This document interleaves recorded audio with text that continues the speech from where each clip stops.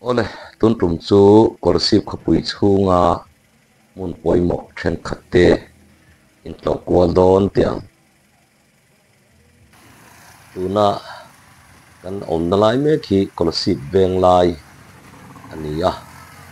ei bazar ni nia scholarship hen bazar ni bi khi dia kon le dia kon chon ripul rin ni tin bazar ni moya veng lai bi ka hian kar khata voi thum bazar ni oma thole ni nga ni le in rin ni te hi veng lai bazar ni a bazar din mute kan khir thuak don ni yan scholarship mar veng lam te dia kon lamparin kan tlan meka veng lai bazar an tamin ti te an en thadon ani ko ni se zong zong kan lo kim thei don lo wa zol pui poi mo then khatte po lo thuak thei tu la dei sei la thome tun kumli nga chovel tang hen lir thei po hi pung chak khop maya motor po tama sengin veng lai bazar hi bazar pui tia soi thin ni a bazar pui ni boka lir thei po an tama tin thil zuar po hin tama lir thei in tam boka mihring an tam boka ni kan mong hian a pui an noin heng kuna hi chuan an bazar de luai mai thina mar chu bazar chung kan lut don lo tun tuma hi chuan eng laia mihring me lir thei chevel hi kan an thlir thuak don hei ding le be ya hian lir thei hi atam em maya heng bazar ni hi chuan lir thei kal te po hi film khuranga yang bokin ke kal te po hi film khuranga hei kan mong hian veila ma hian two wheeler hi in tlar thei pu moya traffic ho po thoma ngai viau thin ni tuna pon jing da ru alari lo dewa ti khopian mihring an lo tam man to ania chuang chuan film khurangai khop mai tuna kan thir lai mek hi veng lai bazar bula mexico kam tar ani hankal phei zeli la hi kan ding lam hi veng lai bazar chu ni a ei bazar then ma vela po ve lama auto rickshaw lo in tlar phei pu bokare hei mihring po hin tam thei khop mai kan mong hian liu thei hi tam em maya em khurangai khop maya chuan veng lai bazar bula hian sumostan te awa mexico postan kha chuan bazar ti khang kan an tlan pela hei kan muang hian hi scholarship khopui chung hi fai via wani kan mu thein karinga scholarship hi district capital an yang bokin ami hring cheng tele an na thok tu te po hian an en kol uluka fai via wa ding lam khi project veng lam di sikal na lamani ya una ero hi chuan dia kon lam kan pan thapo tanga bol lo hi awang khop mai scholarship hi khopui fai tak zinga chuan mai chi lo mai thei Mizoram dia kon school kan an thleng tha yani hi veilama tangson silchar kan nei zon pan kan local ta ti chuan lai dia kon square dia kon tu tang khan dia kon bazar lama kan an peng thanga veng lai bazar pui ni hian dia kon bazar hi jing kar ange din mun hi dor chun lo hong nol to mai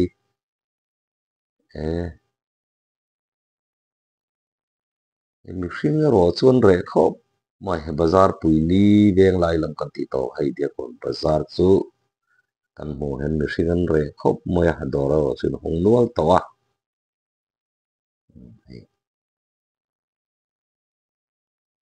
an tlem khop mai mi hring chu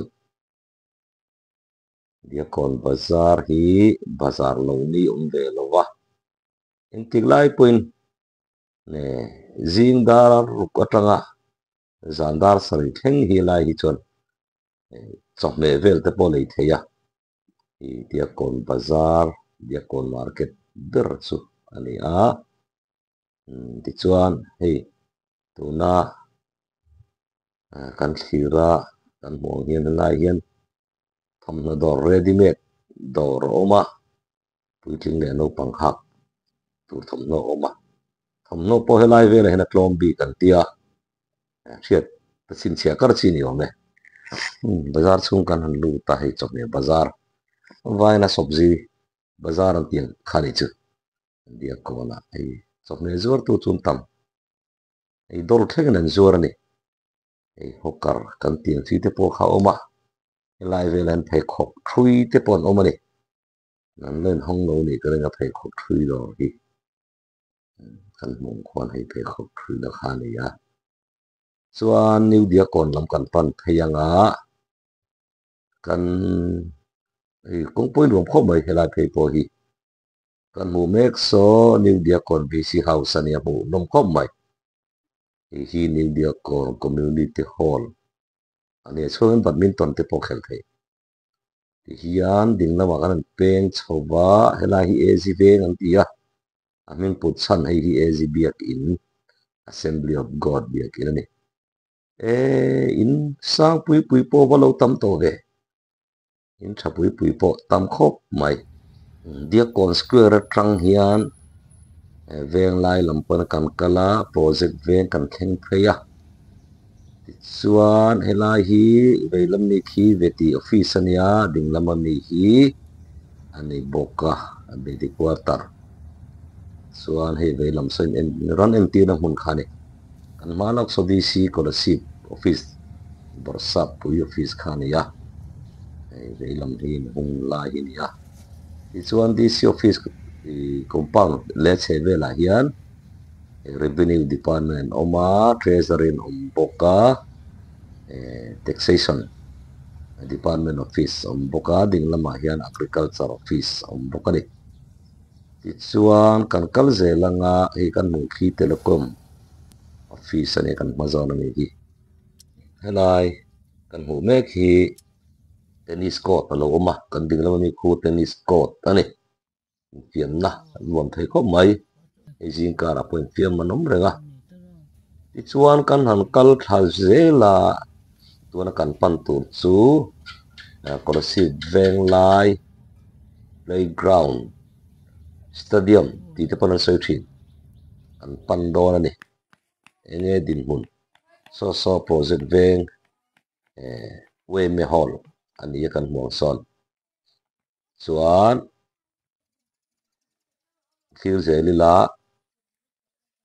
khu in fiam na chi hrang hrang pawh kawng sira lo awma hei exer lang na chi hrang hrang kan hmuang khuan hei exer lan na samai mang tangkai viau ni kan thalai te pawh hian 33 kV power station ani berang chu chuan veilama playground stadium kan lut hei dawn ani artificial grass in phal vek towa ei jing daruk le chan ve loi lo dewa tunan daruk le ni som panga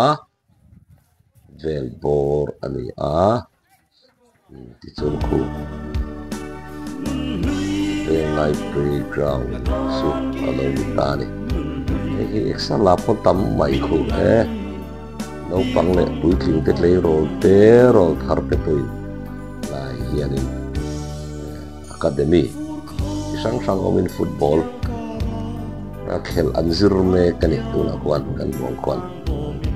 hi thunna ni a thunna hi chia tam to khop mai a thom that thoi the ni se dom khop mai ko sipa ji lun ber pol ji na ni chuan khu te po khu khel zir ho ani saral la sa khop mai il chalai chau hi kan soi war deu thina thang tharap ten fel lo zia te than lo zia te kan soi lo wak rual lai hianin mi fel tak tak akseng soi zoi po pe tak tak ki sel na ngai poimo hiam bik thil nei tura inzir hi kan thang thar te zinga hian sang tam tak nó mới đi hi thầy bị phăng chi luôn lộ anh đi ha riêng rồi ngày tuần đã lâu bốc xưa la hay elista điều này từ phụ mà muộn à ui duat lai na boral sala kan ui pui khop mai kan tor pui ni pon ni se de ngai fi kolosipa phul lem pha na ma saber fi din mun hi an thi thai jom tia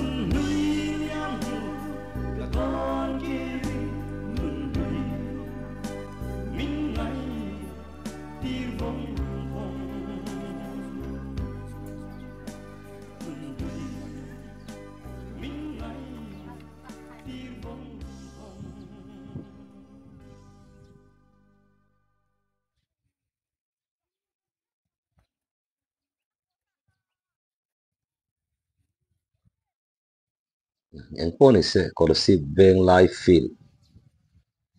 din hun hi in ber chiang le zul don tiang a fil kan thir thok to a on lampang han thir chun zom le don tiang kan thir mek so kong kapui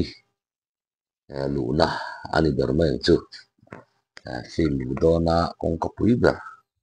ani hi sang thakop maya i thong ani ya ta hian in thak na mun te tui thiang din in tur te a oma chuan so mi kan mu o kan muang he chunglam lu chhawna pakhat khani a hemi kan mu mek in hung phei zui mai so gallery nu pui thun na tur an do san chho khani ya na china kan mu thu khel te pon ran na hum kha ania hei de thei pom nual maya gang lai fil tang khan fast track court sak zo trep to man tia zuken kan han tu ma kong hi te khop moya kan huang hian kan thleng thei nin kong hi yo war ho omna ti to kha deve kayo motor le tu hui da pen pel thei don lo ni ko mo chep le mai khai ya kan kot ro pui tak pan na kong chu ma chep le motor tlang thei lo zuin chu wangin fil vela zing exar la ho in khel zir ho te le in warm up ho te in thir zom le phot mai tiang an nu nuam khop ma hi no pang te pon tam maya nei thenin in khel an zira mei chia te po kan mu mei chia te po no mani mei chia pon doi big lo kan thang thar te hian mo kan hriat chian thei ta channel rem siam mi teng te po sip college veng kha india ram mai no khovel mel khiat khapin ain thau lang thei ni munom khop mai munom in ti zong ani ve mo ka khen ba voni chu tan kan tap road mai don mani munom riau mai en thang tharin fiam man muyan wang lai min tingai kai ve rok mai kan hun lai te khan tiang ti lo wa kan feel nei chun na kha diak em maya bol bu ten te kha an bon khopa du te khan lei turum hek lo le bol bu tot kan bun don phai jon zan lama bol bu chunga bu fai kan thona tui kan leya te khan an bun tro ka diak maya pal chak chak khen khel thiam ani maya tu na chon khatiang khan to lo tian coaching an kala no pangte te ponin khel tin thiam zel to mai ni wang lai min tingai ve kho mai kan tu pa zo hona te po an lo ti ve ni hi tu na chuan subject dang lam thil le thung o kolasi pa catholic school an ti mai thin Saint Maria le Saint John's higher secondary school lampang in thir le zo teng he kong hi lom khop maya lai kong hi school kal hura lo ni to a ruwa sur tuma hi thode vu mai he ali thei pon man mo bio mai school lo pang ruai ni mela lai kong kal tur hian school kal hun chunga hian jing dariat le dariat atanga dar ko thleng hi one way ania chu project veng atlang khanin Saint Maria Rota hian atlan thei lova kolasi bangla kon damdo in lamatang hian project veng lampan hin kal thei chawnia thong zong hian kal phal lo na hi ling thei poi tam kho mai sikul no pang ruai motor vek an ni arin no ma heng ho hi poni se in thirila an bel chiang tiang mi thei tam kho moya Saint Maria Gority School hi Catholic en kolan noi omni in tuna hian zirlai sang chung zetan neya KG1 po ABC ti khanom chowa mi hring pon tam sikul no pang pon tam kho moya no pang zo khoi ni ban nu le pa pon ne kan munwal tura be seila ras kho moi kan mu lai so traffic traffic police chun ni chialo security ni mele be thakho mai he la hi dropping zone ani a Saint Maria Gority School kal ho lo theng khom truck a lir thei hi tam kho mai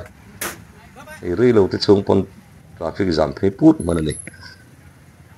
pon ise an thil zel tiang voin kan lai hian thi tho vu maya triau chu ma tam boka vur maya akal ho point man mo mel viau ma he motor tam ta kan ni then ron kal tlang ta khi chu Saint John's high school no pang drop te pon nianga tuna kan thir lai tak te hi chu Saint Maria Gority School no pang tha tu lir thei ten nia poni se chung hi in bel chiang tiang khu Saint Maria Gority School building chu ania no pang zol te chu nu te an pa ten u te ponia an ron ruaya hi tho vung mai box se dur khup mai khwai thin khup mai ni suai tu te pon man mo khop mai cái hi helam pang hi kalo la thir ngai lo fa aka voi khan mu na nia ro pui ka ti khop mai a mu nom po ka ti i ve mo ka helo wa no pang te KG1 ti KG2 ti tangin oriat thengin hela hian le kha zirlai te tana le kha zir theini zirna sikut hatakania compound point nei thaviau mai man mo kho mai lai hian hei ti tur le ti lo tur te lo zia ka sikul compound ko mon te zia zu lo tur ti te motor tlan lo phalani lo ti te mobile pon man phal lo ti te om boka moti tur lo chi te lo tara lai hian waiting set alo ma hi waiting set in bel chiang tiang hi tu ti no MLA di fanani hi pukelal lianan helai Saint Maria Gority School compound hian waiting set alo siam sak ani don hi còn là biếc từ mình lên chung khua dura kan ti to kha waiting set chunga hian thun na om kual pa ta ma se thima alang fia lo khop mai hi pon lum chu eng ut mai mar se eng ut han ti la khua dur wangin bo ro ero chu eng thalu tu lo thim deuh mup thau nin pon lam po hi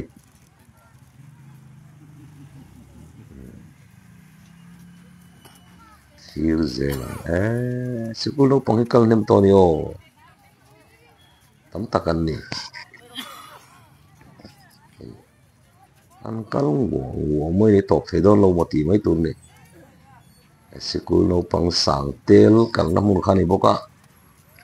lun mup mup khop mai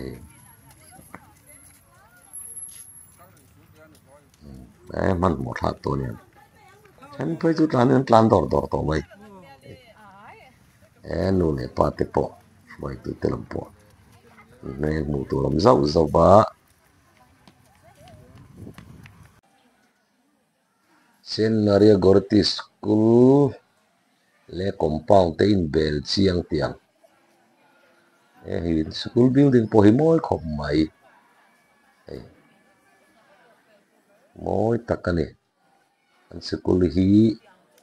เอลเซปินันซากันมองยันทิ้งเตปอนพุ่นนัสมัยมอยขบใหม่ทิ้งพุ่นเตปอฮีที่เฮียนสคูลโนปังnấu băng rùa lửa hậu thế anh chung tên là lồng hạc tháp bà chắc lắm băng hình bị chiang lệ tiền hay phim nó tua gió cần xoay tổng khan tua gió point này chả biết mày hay tiền để thấy làm thấy với cái em mà rồi chú anh dòng tan làm thấy nó còn tí tổ khác building thì mong khóc mấy rất lâu lối nằm ta kinh bên vạt pa về tur ka ngai ipo ka lo lat lo ngai mi lo tur tu mi kat lo voi khan na ania amu nom ka ti khop mai school building na singa sa el set ania no pang in tual sai na tur po aram chang riau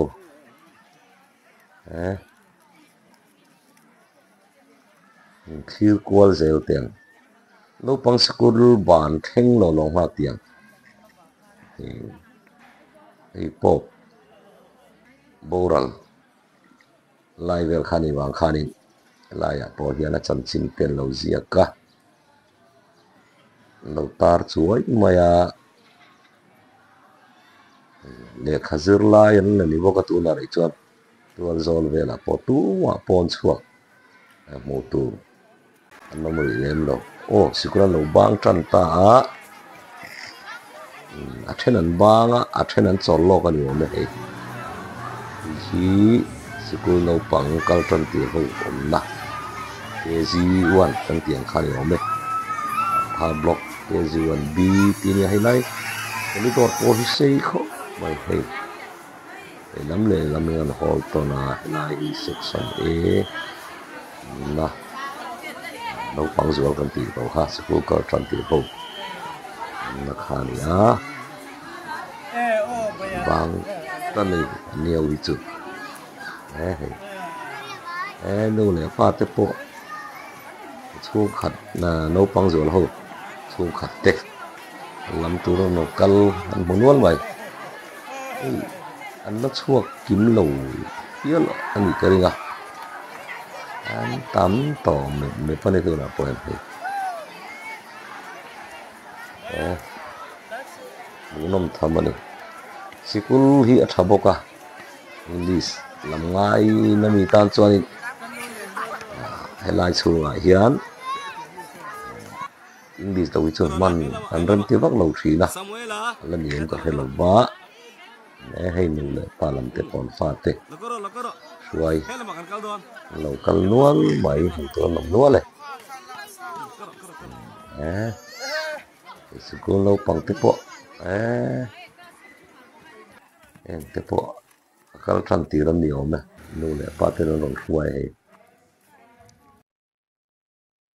ti chuan ke ni po sikul lo pang kan an suai pa nga la ti hian kan han tlan về lệ ta ni hian tuna hian Saint Maria Goretti School gate te zo ka tang gate lian lam panin kan tlan chho me ka kung po hi zau tha kho mai hi an sai danin policy bill to MLA ex supply minister ni bok purin te hun line lai kong hin zawani te zau tha kho mai chu national highway tiat z ani then la hi chu lai chu lo zui le dewa compound po hin nei zawani hi hey an hun poi nuam kho mai thing hring ding a tam em boka atual chai fe na thamani ti chuan kan ding lam khi catholic biakin ania veilam hi Saint John higher secondary school ania kan bel thuak doni in bel chiang thuak tiang kan mukan Saint John higher secondary school tilon ziaka achung bel in fangkwal thuak tiang vo in hi school hi an bang ma de nge ka khelo wa school lo pang him re duak maya pon se get chunga lutila es Saint John higher secondary school compound po hi in fiam na tual zolan nei thakho mai volleyball court te po ma so takan mu so catholic biak in china kan sai khania hi Paris Hall ani poni se chuak lenga catholic biak in